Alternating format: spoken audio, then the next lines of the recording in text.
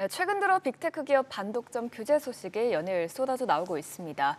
유럽연합이 대형 기술주 기업들을 대상으로 반독점 제재를 강화하고 있는 가운데 이제는 엔비디아도 반독점 위반 혐의로 제재 대상에 올랐는데요.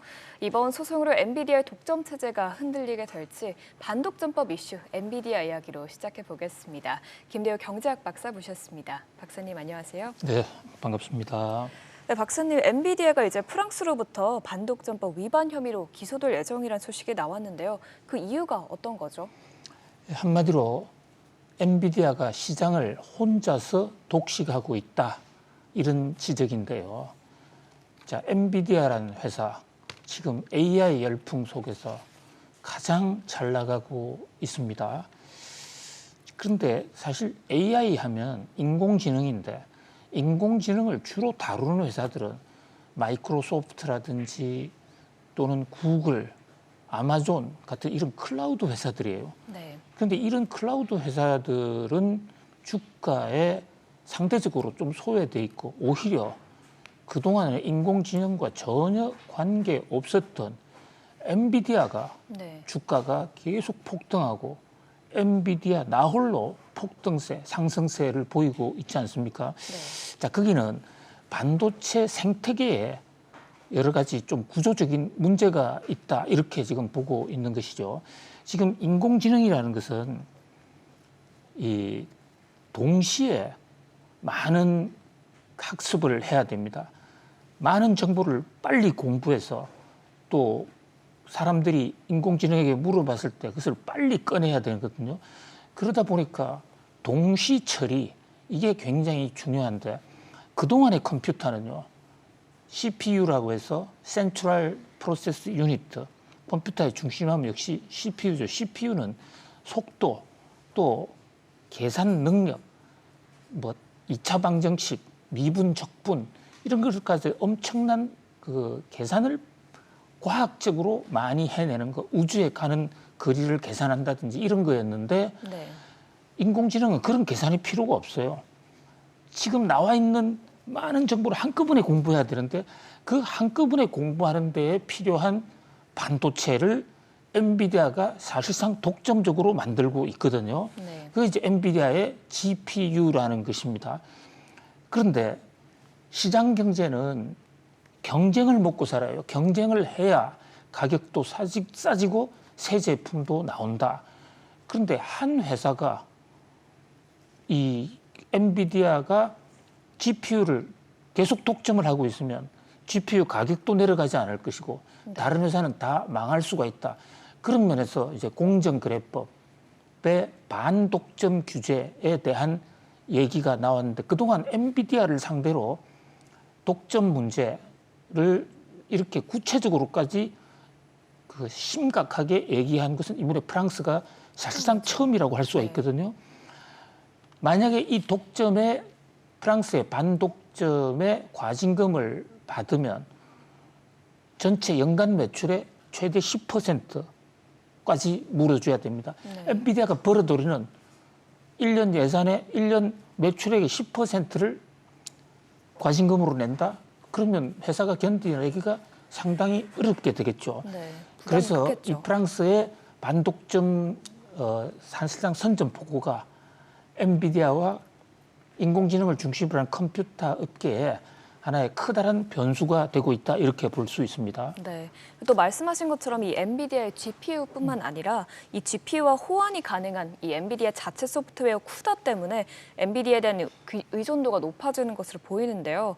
이번 제재로 인해서 쿠다의 독점력이 좀 줄어들 수 있을까요? 야, 좋은 점을 아주 핵심을 지적해 주셨는데요.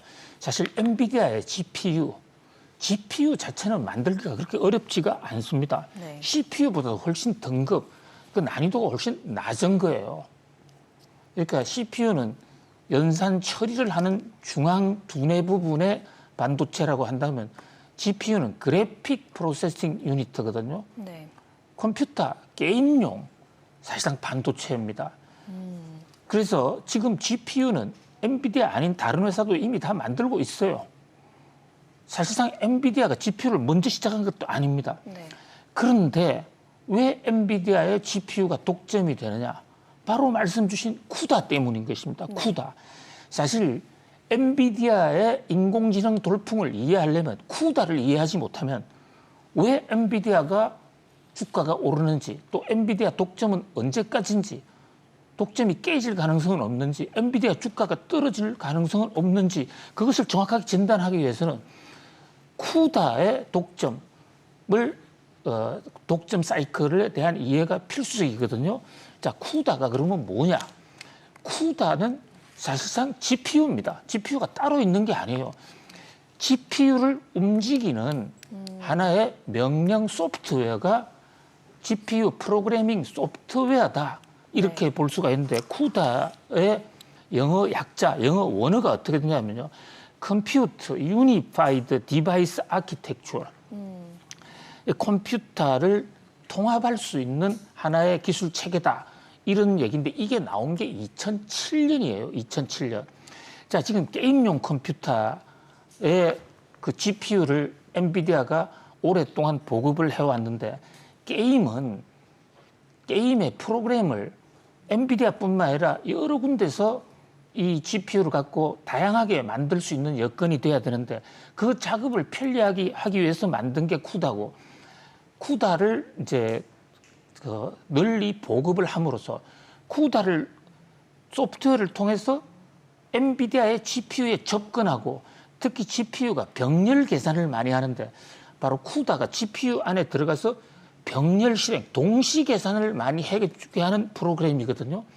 근데 문제는 엔비디아의 GPU는요, 쿠다 아니면 작동이 안 되게 돼 있는 겁니다. 이게 지금 가장 큰 문제예요. 네. 그래서 다른 회사들이 GPU를 만들어냈는데 지금 전 세계 엔비디아가 25년 이상 이 GPU를 공급을 해왔기 때문에 기존의 GPU와 호환성이 있어야 되는데 인텔이 새로 만드는 GPU 이것을 다른 회사가 클라우드 회사가 이것을 사고 싶어도 기존 엔비디아가 가지고 공유가 안 되기 때문에 결국 사용이 안 되는 거네요. 그렇습니다. 바로 그런 점에서 지금 프랑스 독점 경쟁 당국에서 엔비디아 이거 독점 아니야?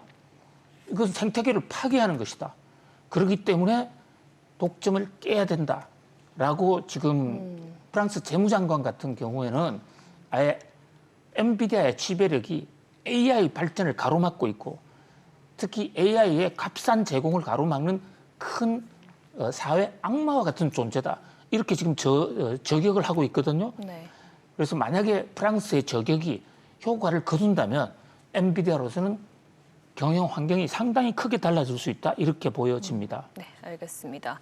또 이제 주가 차원으로도 좀 보면 며칠 전에 이 엔비디아의 프랑스 반독점법 제재 소식이 나왔을 때 엔비디아 주가는 떨어졌는데 반대로 경쟁사 AMD의 주가는 큰 폭으로 올랐어요. 그 이유가 좀 궁금한데 일단 AMD는 어떤 기업이죠?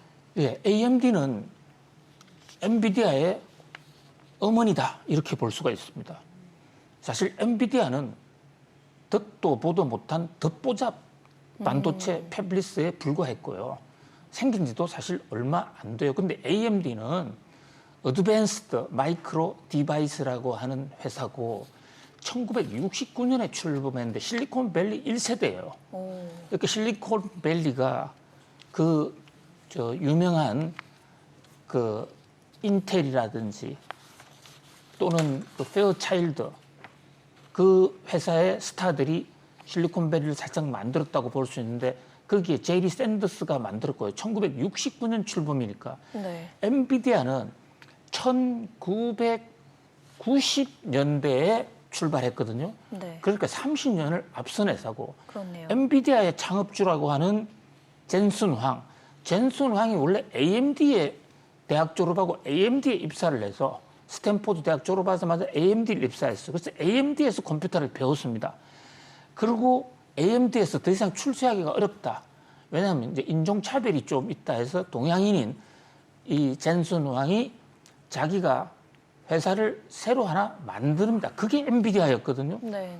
그러니까 AMD가 모기업인데 지금 AMD가 바로 그 쿠다를 만들고 있어요. 쿠다보다도 개선된 프로그램을 만들려고 하는데 아무리 만들면 뭐합니까? 쿠다가 독점이 돼 있으니까. 그래서 만약에 프랑스 공정거래 당국이 엔비디아를 좀 제재해주면 네. AMD가 지금 하고 있는 이 그 GPU 소프트웨어 그게 빛을 볼 수 있다. 네. 그러면 엔비디아를 대체해서 AMD가 뜰 수도 있다. 이런 기대로 주가가 한때 올랐는데요. 그러나 지금 시장에서는 글쎄 프랑스 경쟁 당국이 문제 제기한다고 당장에 엔비디아가 죽을까? 그렇기 때문에 맞죠. 물론 이제 그 프랑스 제재 조치가 과징금뿐만이 아니라 그 지금 쿠다에 오픈 소스를 공개하라 이런 명령이 나올 수도 있습니다. 오픈 소스 공개하지 않으면 엄청나게 벌과금을 때린다. 그러나 시장에서는 그것은 지금 당장의 문제는 아니다. 그래서 AMD 주가가 폭등이 이어지지는 않고 있는 오히려 밤새는 지금 AMD 주가는 보합인데 엔비디아 주가가 다시 오르는 올랐죠. 네. 엔비디아 살아있다. 이것을 보여주는 시세 폭등이라고 볼 수 있겠습니다. 그럼 이번 제재를 기점으로 해서 AMD가 엔비디아 아성을 무너뜨릴 수 있을지 좀 지켜봐야 될 것 같고요. 또 그런가 하면 엔비디아뿐만 아니라 뭐 현재 애플이나 MS, 뭐 메타 등 빅테크 기업의 과반수 이상이 지금 반독점법 위반 혐의를 받고 있는데 이건 좀 어떻게 봐야 될까요? 그렇습니다. 전반적으로요. 이 IT, 인공지능 관련의 첨단 회사들이 초기에는 없던 세계를 열었다 해서 혁신의 아이콘, 정말 애플을 통해서 걸어다니면서도 통화를 하고 마이크로소프트를 통해서 개인용 컴퓨터도 열고 메타를 통해서 인스타그램도 하지 않았습니까? 그런데 문제는 이 플랫폼 회사들이 혁신으로 사회에 기여하는 데를 넘어서 이제는 그 고객을 깔아놓고 회원을 잡아놓은 다음에 자기 사업을 하는데 하는 방식이 네. 다른 경쟁자를 차별하고 자기 돈만 펀다. 이래서 사실 미국은 조금 덜한데 유럽에서는 이 플랫폼 회사들에 대해서 지금 공격적으로 이 회사들의 독점 체제가 오히려 생태계를 교란시키고 스타트업들을 죽인다. 이렇게 하고 있어 지금 하나하나 문제를 제기하고 있습니다. 그래서 디지털 마켓법이라는 것도 만들었는데요. 이게 이 법들이 한번 걸리면 이 EU의 갑질 방지법에 걸리면 전체 한 해 동안 판 돈의 10% 매출액을 벌금으로 때릴 수가 있는 것이거든요. 네. 그런 면에서 주목을 끌고 있습니다. 그런데 삼성전자도 걸렸습니다. 네, 맞습니다. 이번에 구글과 함께 이제 걸렸었죠. 예, 이 삼성전자와 구글이 이제 아직까지 제소를 당한 상태는 아닌데요. 잘 아시는 대로 삼성전자가 갤럭시 폰을 내 AI 기능을 좀 첨가했습니다. 그렇게 하면서 구글의 제미나이 기능을 넣었거든요. 네. 그런데 유럽 당국에서는 아니 삼성전자가 인공지능을 하는 건 좋은데 지금 인공지능을 만든 회사가 프랑스 회사도 있고 전 세계에 굉장히 다양하게 많지 않습니까? 오픈 AI도 있고. 그런데 왜 제미나이하고만 하느냐? 그것은 어떤 그 불공정 거래다. 그러니까 그 기회를 공정하게 주고 또 다른 데서 가격을 싸게 하겠다고 할 경우에는 다른 데 줘야 되는 거 아니냐. 근데 삼성전자는 이제 오랫동안 구글하고 동맹 관계를 맺어왔기 때문에 사실 삼성전자의 갤럭시라는 것도 기계만 삼성전자 것이지 그것을 움직이는 것 자체는 구글의 안드로이드 시스템이잖아요. 네. 물론 안드로이드 시스템은 대만 사람이 만든 거지만 구글이 그것을 안드로이드 시스템을 샀죠. 그런 각도에서 지금 인공지능 초기 단계에서 유럽에서는 안드로이드는 그렇다 하더라도 인공지능은 독점을 참지 못하겠다. 그러니까 이것이 구글을 때리기 위한 것인데 그 유탄이 삼성으로도 네. 날아들을 수가 있다. 그런 면에서 삼성전자도 이 유럽의 반공정거래, 반독점과의 전쟁에서 결코 자유스럽지 않다 이렇게 볼 수 있습니다. 네, 알겠습니다. 이 최종 판결이 내년 3월에 나오니까 좀 주목해 봐야 될 것 같고요. 여기까지 반독점 관련 소식 다뤄봤고 이어서 국내 이슈도 살펴보죠. 최근 기업들에게 인도네시아는 놓칠 수 없는 기회의 시장으로 여겨지고 있습니다. 특히 인도네시아 전기차 시장이 블루오션으로 꼽히면서 국내부터 글로벌 기업까지 너도나도 뛰어들고 있는데요. 인도네시아 시장에 승부수를 던진 현대차와 LG에너지솔루션 이야기 살펴보겠습니다. 네, 박사님, 이번에 현대차와 LG에너지솔루션이 인도네시아에 합작법인을 세웠다고 하는데 이건 좀 어떤 걸 의미할까요? 인도네시아 언론을 보면요. 아주 인도네시아가 야단 법석입니다.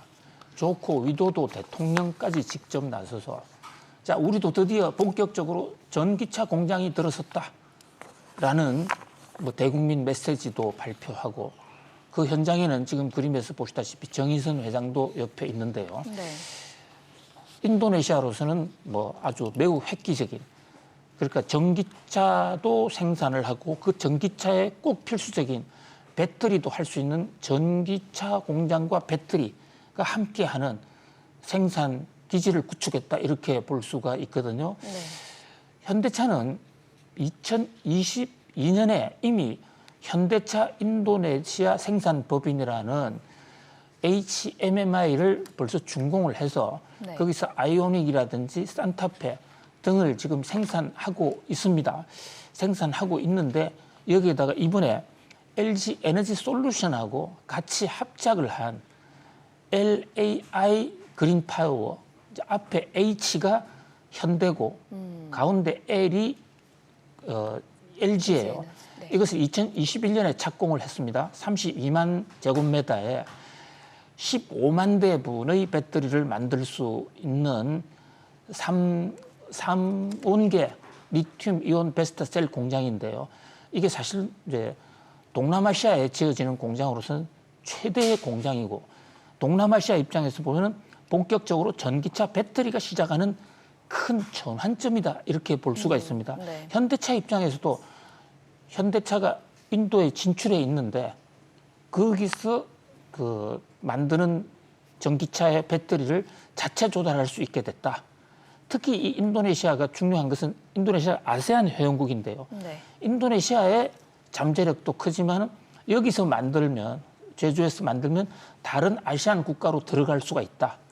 또 인도네시아 자체는 리튬이라든지 네. 그 배터리 소재가 굉장히 많은 나라이기 때문에 어떤 그 소재 협력도 할 수 있다. 이런 면에서 현대와 LG의 기대도 상당히 큰 상황입니다. 네.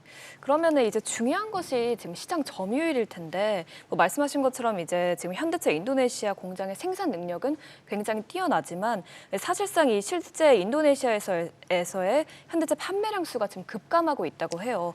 그러면 지금 현대차 시장 점유율이 인도네시아에서 어떻게 되나요? 예, 현대차의 그 인도네시아 진출 꿈은 크고 포부도 크지만은 현실은 아직은 여러 가지 아주 엄중하다 이렇게 네. 볼 수가 있습니다.